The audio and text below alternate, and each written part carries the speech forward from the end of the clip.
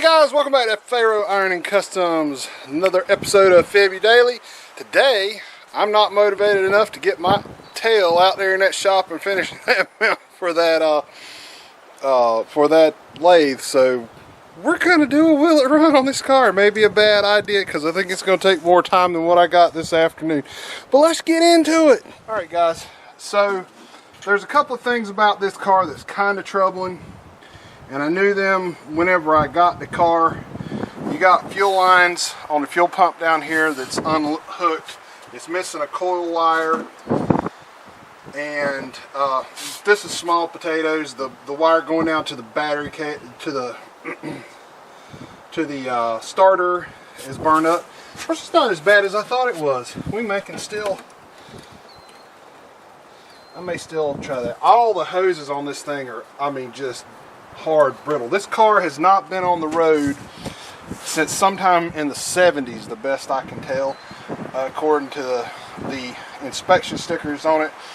I think it's April of 74 was the last time it had an NC inspection on it. I mean, potentially the last time it was driven was sometime up into 75, 74, 75, which is weird because that would have only meant this car was 20 years old when they quit driving it. So, like I said, this is a 239 Y block, the best I can tell, or at least that's what I'm finding online that this is supposed to be. I know it is a Y block, and I think that the cubic inches is 239. Anyway, so when I went and checked it, the motor was stuck in it. And if you look at the oil, I don't know if y'all can see that, the oil is black. There is no antifreeze in it, or there is no coolant in the radiator at all. I opened the bottom drain and there was nothing in there, or maybe a half a cup of water came out, but I'm hoping there's no water in the block for it to have been able to freeze. So, what else do we have? Those are the two concerning things, the no coolant in it. I like to see a car with coolant in it, even if it's been setting, but it does also have I don't know if I could show it to you, there is a drain cock on the side of the block way down there.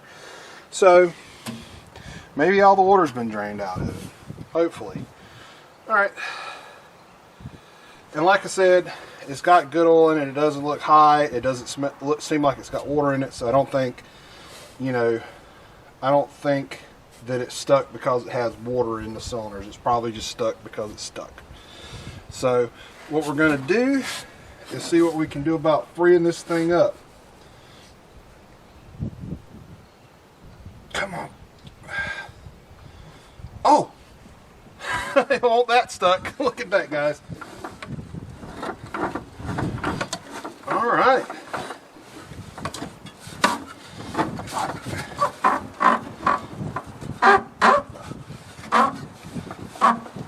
That turns over well.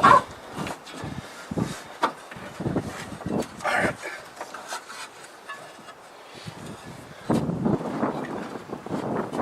So, what I want to do about trying to start this thing is I do not want anything hooked up in the car that could potentially set the car on fire. That looks like that's probably the wire that sent fire to the inside of the car, probably. Let's see, we've got positive cable. Ooh, nope, right there. Alright, can y'all see where I'm pointing at? Alright, I think y'all can see that. So this is the main hot wire, obviously. And it does have a wire right there going in the car. I'm not going to use any of the wiring on this car. It's this old coated wiring that has the cloth around it. And it is in really bad shape. So, we're just going to snip that. Wonder how hard it'll be to change that cable out. A pain in my oh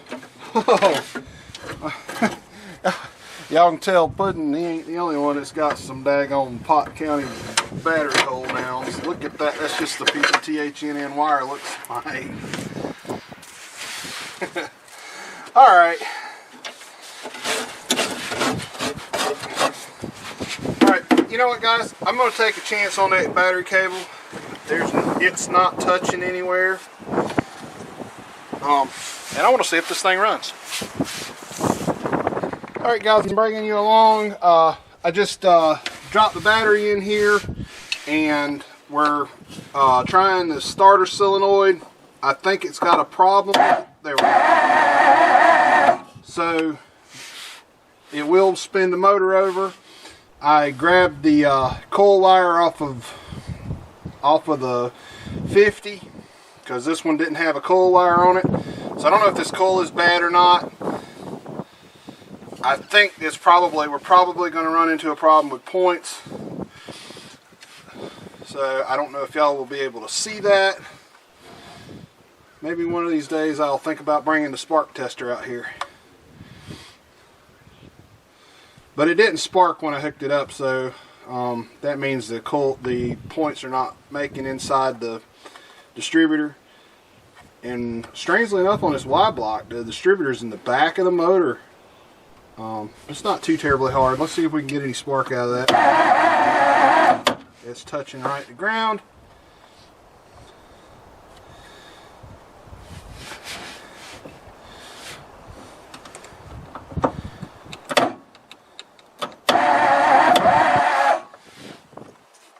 It is not sparking out of the coil, so I'm about to pull the distributor cap off. Hey guys, Glenn just stopped by. He's over here coughing and hacking still. Of course, they cleared him to go back to work. So, he said we needed wide white walls, and I told him to buy them for me. Anyway, that cap is in a very fun place to get to, and these wires are ultra hard. Alright, let's see. Damn, it don't look like the points have been. You know, just out of pure craziness. And I want to tell you guys something. This depends on. This is going to depend greatly upon whether it actually has a vacuum advance or a vacuum retard on it. Generally speaking, on a distributor, the distributor turns, let's see, the way the vacuum advance pulls is the way you advance the distributor. So the distributor turns opposite of the way the vacuum advance pulls, usually. Unless the advance is actually a retard. There are some cars out there that retard the timing, some of this older stuff, so I'm not sure how it works on the Y block. I've been doing a little reading and I need to do a lot more. My goal is to get the car running. If it will run, it is to get it running and just run it as is. Maybe do a few upgrades to make it run better. That'll be it. Nothing, no 4-barrel, no hot rod, no nothing like that. Just, you know, nice running driving car if we can get it done. So, let's see. Let's turn that over.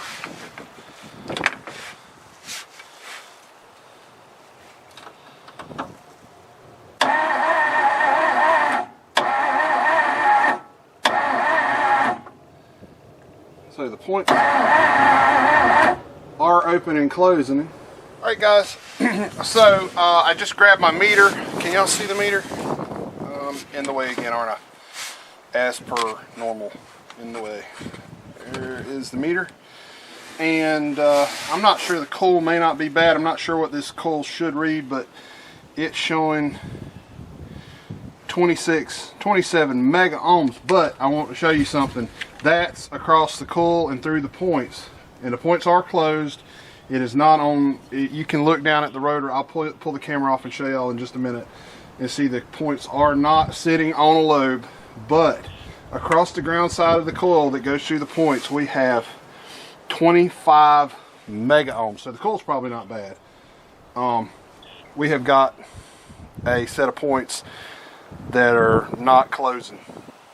So let me get down here one more time. I'm going to move the meter on down here to the points, and I'm just going to take a reading off of, not the wire, that's 24. We'll take it off of the point plate. Yeah, 0.7 ohms to the battery. So we have got a set of points that is not making connection. I want to show y'all this. Alright. If you look right there, you can see that the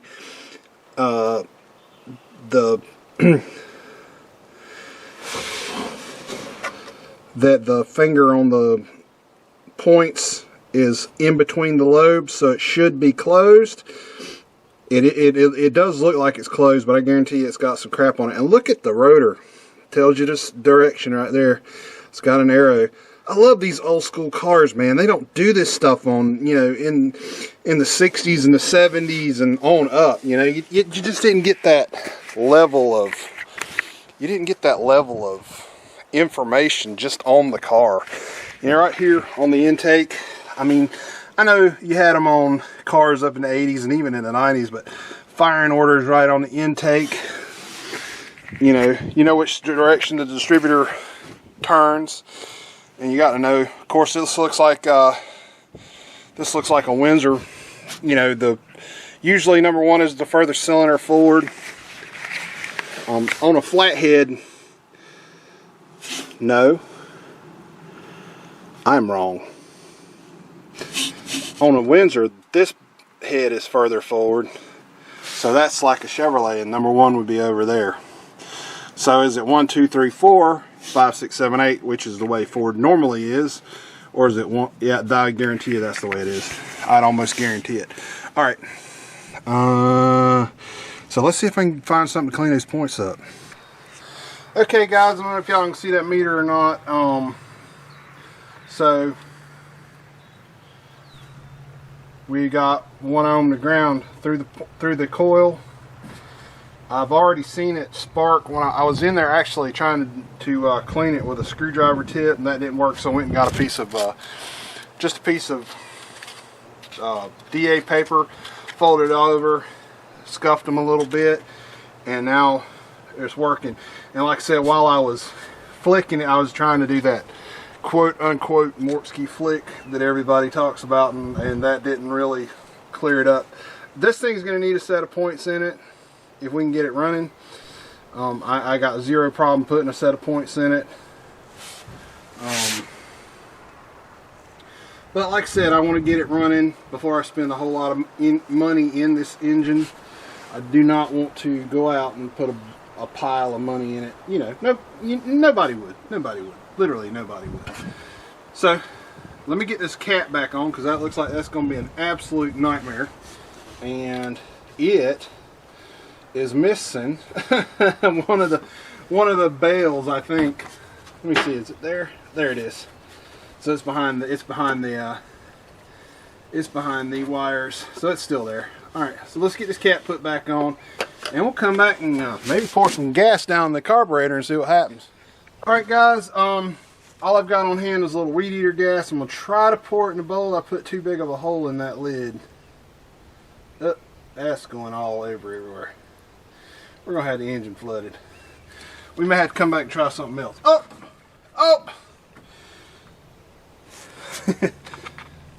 It ain't gonna start without the rotor button. Alright guys, we got everything hooked up. We're gonna try to go for it.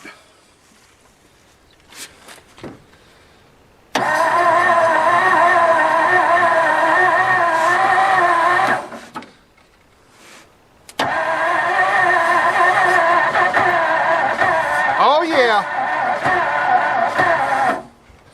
Think my battery's going down.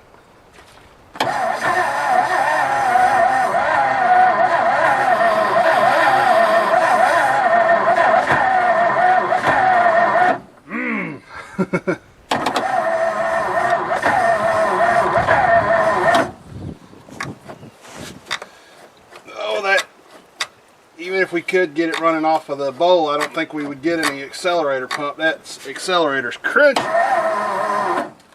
And the battery does not sound happy. Alright, let me get something with some jumper cables and see if we can't get this thing a little more power. Alright guys, we got battery cables on it. I went in and played with the points a little bit. I didn't actually put a feeler gauge on them. I just opened them up a little bit. They were the gap was really narrow. So let's see what happens.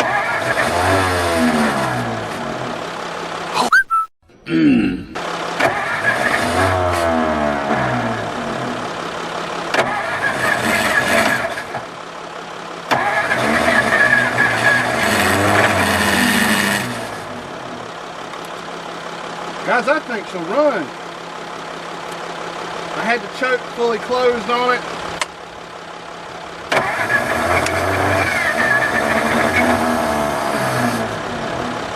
Close that choke back up.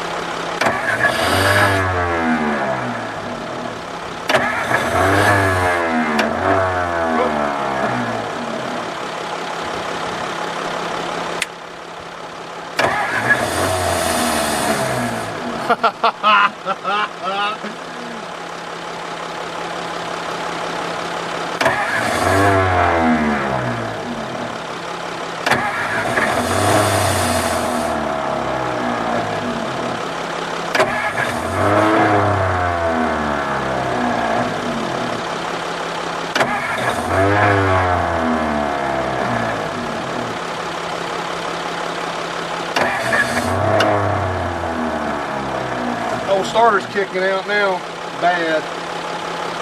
I think we're gonna have to rebuild the carburetor before we get this thing running. And unfortunately this is Febby daily, so there ain't no way that's gonna happen today. But y'all did hear, it did bust off. It did not run long, but it did bust off. Let me see if I can get some fuel in this bowl and see if we can get it to idle.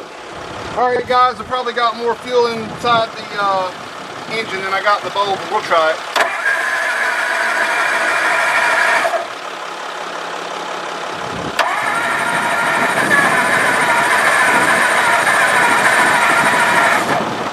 Yeah, I think we probably flooded it.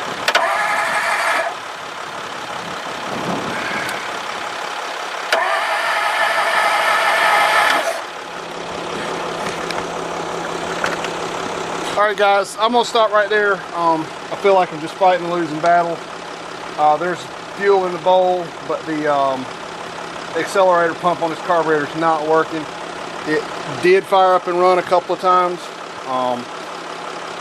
And like I said, I'm gonna stop right here. I don't know if I mentioned I'm using weed eater gas. It's got some oil in it. That's going to help lubricate the cylinders and the valves and stuff in this engine. But it does run. It needs some help. So what I'm going to do is go ahead and order a carburetor kit and a tune-up kit for this, and maybe before the end of February we'll come out here and tune it up and rebuild the carburetor.